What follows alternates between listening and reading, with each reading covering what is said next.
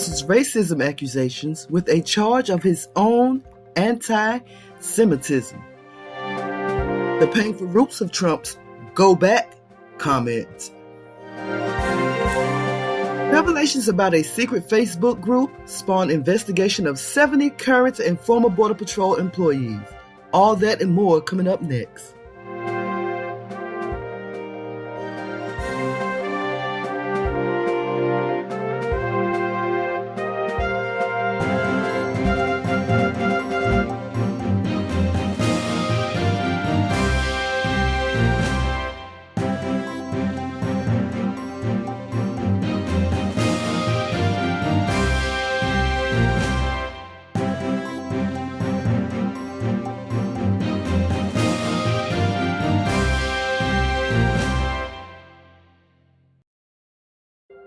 Hello everyone, welcome to Buzz Tweet Radio News. I'm BeeSparrow. Trump answers racism accusations with a charge of his own anti-Semitism. President Trump, unrepentant after hurling racial invectives at 4 non-white lawmakers, accused one of the first 2 Muslim women in Congress of harboring animosity toward Jews in an apparent attempt to claim the moral high ground in an explosive contest over identity, patriotism, and bigotry. Trump asserted that Representative Ilhan Omar, a Somali-born refugee who fled civil war when she was 12 years old, says horrible things about Israel, and hates Jews. Hates Jews, the president repeated from a lectern at the White House on Monday. It's very simple. The tactic demonstrated how aggressively the president has courted Israel and his most fervent American supporters, as well as his willingness to use that base of support as a bulwark against accusations of intolerance. So, 2, it highlighted divisions within the Jewish community between those who look skeptically on a new vocal left-wing flank of the Democratic Party and those who see these voices as natural allies in the struggle against religious prejudice. Wrapped up in the protest against Trump's language is discontent about how non-Jewish commentators have appointed themselves guardian of Jewish interests in a moment of rising anti-Semitism. I was disturbed by the president's weaponization of people's indignation about anti-Semitism from one of these women to cloud the accusations of racism against him, says a professor of Jewish history and Holocaust studies at Emory University. The charge of anti-Jewish animus was especially noteworthy because the quarrel's basis, the dissent of the 4 freshman Democrats against an emergency border aid package, and their criticism of Trump's handling in immigration enforcement bore no obvious relation to accusations of anti-Semitism that have dogged certain members of the liberal cadre. Omar apologized in February for comments suggesting that politicians were motivated by money to support Israel. She has also faced backlash for discussing the allegiance of Israel's American proponents. In other news, the painful roots of Trump's "go back" comment. If you don't know, Trump made a comment suggesting that 4 Muslim politician women go back to their country, when in reality they are American citizens. Shirley Jackson was 7 years old the first time she heard it. Just 7 years old. In the early 1970s, Miss Jackson was among a group of 40 black children who were bused from one side of Los Angeles to integrate a majority white school across town. One day, a playground squabble ended in a white classmate telling her to go back to Africa. That day was the first day that I became aware that maybe we weren't supposed to be there. Miss Jackson, who was born in California, said in the interview, or That wasn't our place. On Sunday, President Trump used a version of a well-worn insult to tell 4 congresswomen to go back and help fix the totally broken and crime-infested places from which they came. Then come back and show us how it's done. All but one are American-born, but all are women of color. The president's words reflected a love it or leave it sentiment that experts say has animated a sense of xenophobia since the dawn of the republic. But fresh examples persist, along with more than 40,800 other people who wrote to the New York Times to share their own experiences with the phrase in the hours since Mr. Trump wrote it on Twitter. Ms. Jackson said his words served as a cutting reminder for scores of people who had encountered some version of that phrase throughout their lives, usually when they were speaking out in predominantly white spaces. It's like having a cold glass of water thrown in your face, Ms. Jackson said, adding that she feels Mr. Trump has emboldened a culture where you get a pass now to just say the things you only thought before. Those who study language and rhetoric says the president's go back comments, or at least the sentiment behind them, have roots beginning as far back as the 1600s when dissidents were banished from American colonies for advocating total religious freedom. Later, a set of laws passed in 1798 allowed the deportation of non-citizens who were considered dangerous, were from hostile nations, or had criticized the federal government. Amos Kiwi, who studied rhetoric at Syracuse University, guessed that the president's tweet was most likely meant to sow divisions in the Democratic Party and perhaps kickstart another news cycle that reporters would breathlessly follow, but that it had the side effect of surfacing a phrase with a history that is particularly racially divisive. There has also been an xenophobia, fear of other, Mr. Kiwi said. The foreigner, the person who looks different.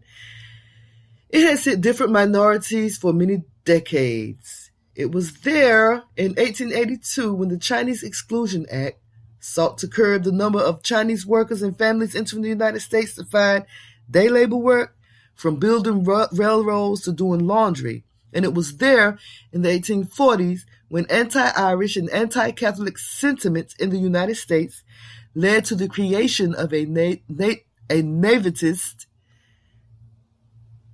political party, designed to weed out foreign influence.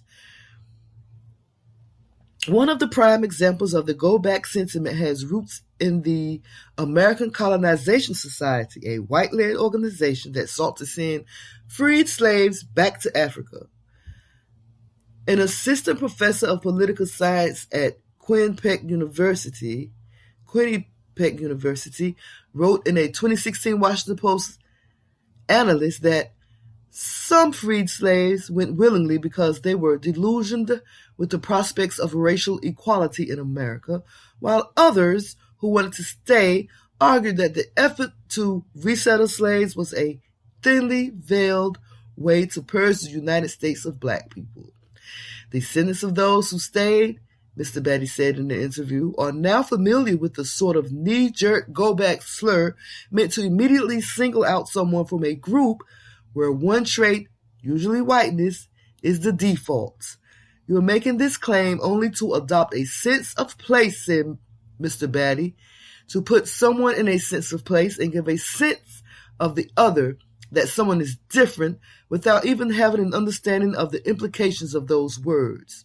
For African Americans, the idea of returning to Africa, originally advocated by some whites as a better alternative than servitude, now persists as an angry slur.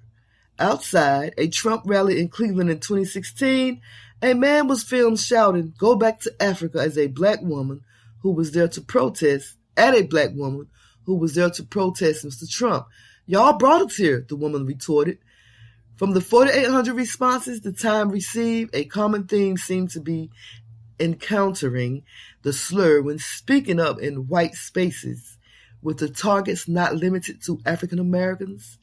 Samantha Edwards, a 47-year-old administrative assistant who grew up in Las Vegas, also wrote to the Times to share her story.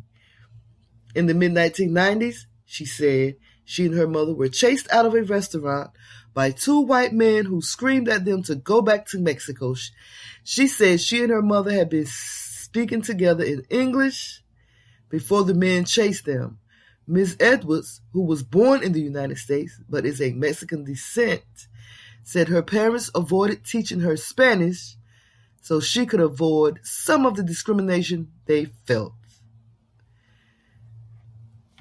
In the next article, and I've been following this story, revelations about a secret Facebook group spawned investigation of 70 current and former Border Patrol employees.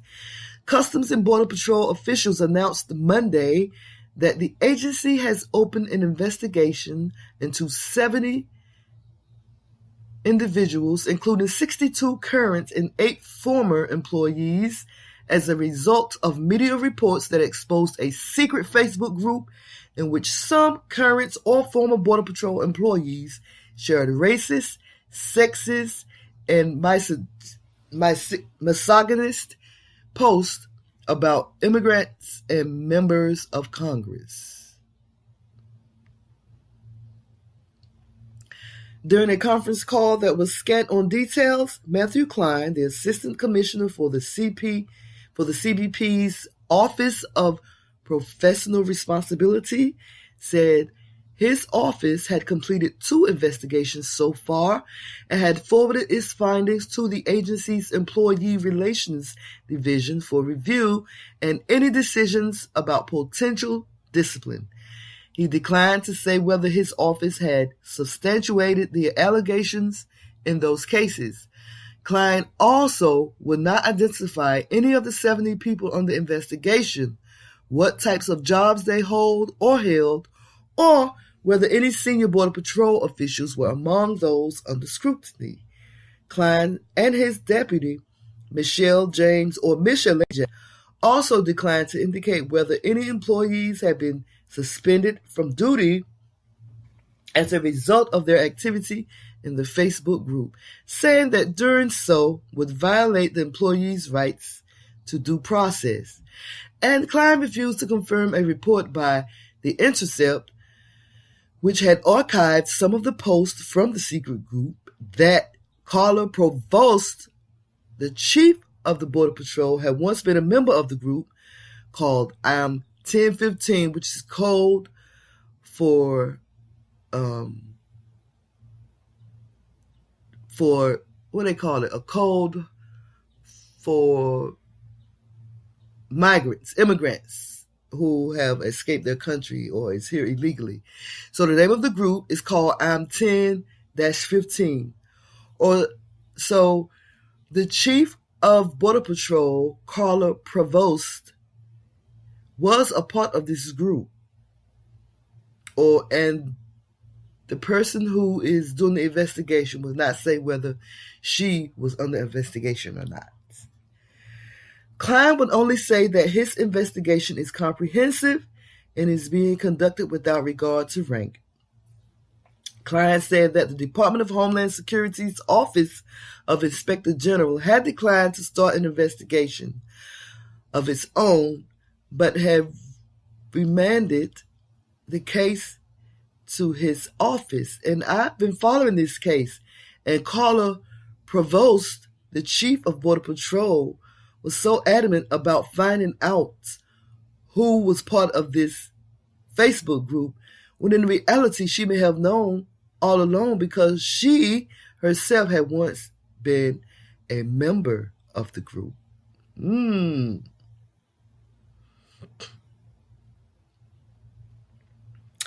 The Border Patrol has come under intense scrutiny since ProPublica first exposed the offensive post by some current and former employees, including at least one supervisor. The report on July 1st was followed by other media organizations, including The Intercept, which shared even more posts and identified Provost as a member. The post raised questions about whether they were a reflection of dangerous attitudes by a small number of individuals or a reflection of the agency's culture. Clients said that in addition to the I'm 10-15 group, his office is investigating 2 other secret Facebook groups for Border Patrol employees. And he said his office was seeking to identify not only those responsible for offensive posts, but also those who were aware of them. Agents who are aware of any kind of misconduct, clients said, are obligated to report it.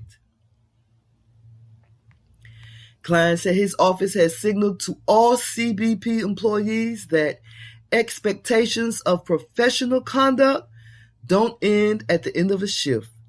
Klein also noted that dating back to January 2016, his office had investigated at least 80 individuals participating in at least 3 other secret social media groups for posting inappropriate comments. He did not say how those cases were resolved. Kellyanne Conway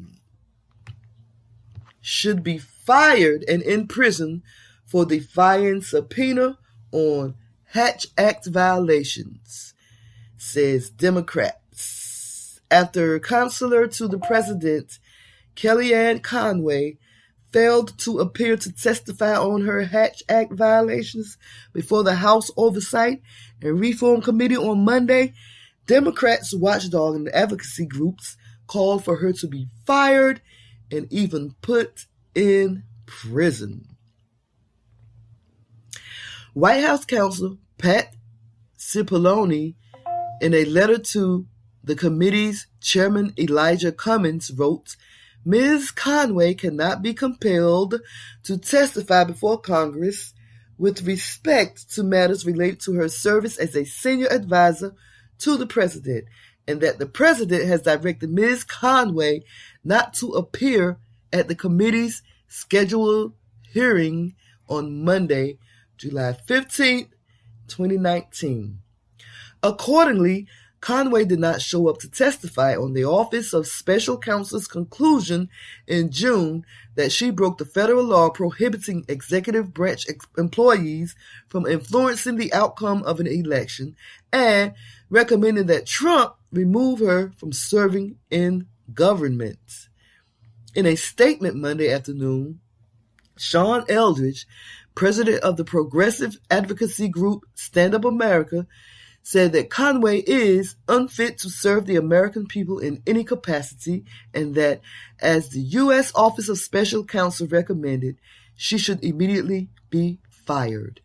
By willfully defying this congressional subpoena, Conway has once again showcased her blatant disregard for the rule of law, and Congress should immediately begin proceedings to hold her in contempt, stated Eldridge, who leads the organization with more than 2 million members nationwide.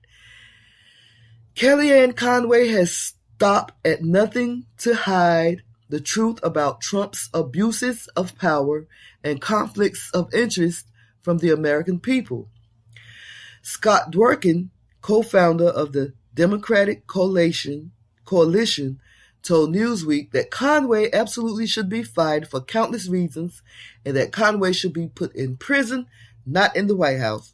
Dworkin noted that Conway violated federal law, has constantly lied to defend President Donald Trump, and is an accomplice to everything he does.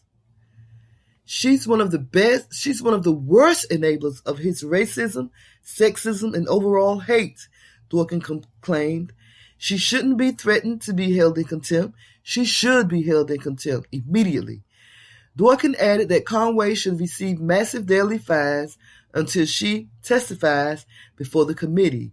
The Office of Special Counsel determined that Conway repeatedly violated the Hatch Act after reviewing multiple complaints from the watchdog group Citizens for Responsibility and Ethics in Washington, acronym for CREW.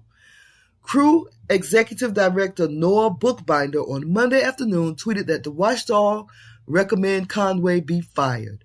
The president chose to ignore the appropriate recommendation that Conway be fired for repeated law violations. Bookbinder tweeted. Now Congress in its oversight role has subpoenaed Conway, and the president has told her not to appear, once again resisting accountability. CREW spokesman Jordan Libowitz told Newsweek that Conway's repeated Hatch Act violations and publicly expressed disdain for the law show a dangerous disregard for government ethics and the rule of law. There's no need to cast judgment on today's actions, as she should have already been fired for her repeated violations of the law, Libowitz said.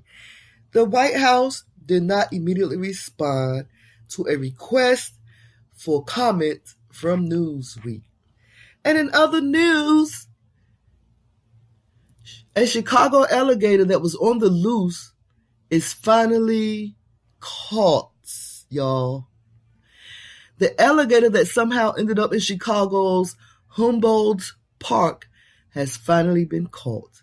Chance the Snapper, as he has come to be known, has been on the loose in the park for almost a week, forcing a partial shutdown of the site. Chicago Police Department spokesman Anthony Guglielmi told CNN Tuesday the alligator was caught sometime overnight. Police are holding a news conference at 10 a.m., 11 a.m. Eastern, where they'll give more details. The city brought in St. Augustine, Florida alligator expert Frank Robb on Sunday to help capture Chance. State reptile specialists say the reptile is an American alligator between 4 and 5 feet long. The city's Animal Care and Control Executive Director Kelly Gandersky said the city believes the reptile was brought to the lagoon by someone who owned it. It's illegal in Illinois to own an alligator. Gandersky says the city deals with about one alligator-related incident every year, but it's rare to have to deal with them in the wild. The alligator had last been seen on Thursday around 1 a.m. And I'm glad that they caught that alligator, because, we don't want any discrepancies. We don't want anyone to be hurt or anyone to be killed by, an alligator. And so that's it for Buzz Tweet Radio News. I'm BeeSparrow. Thank you so much for listening.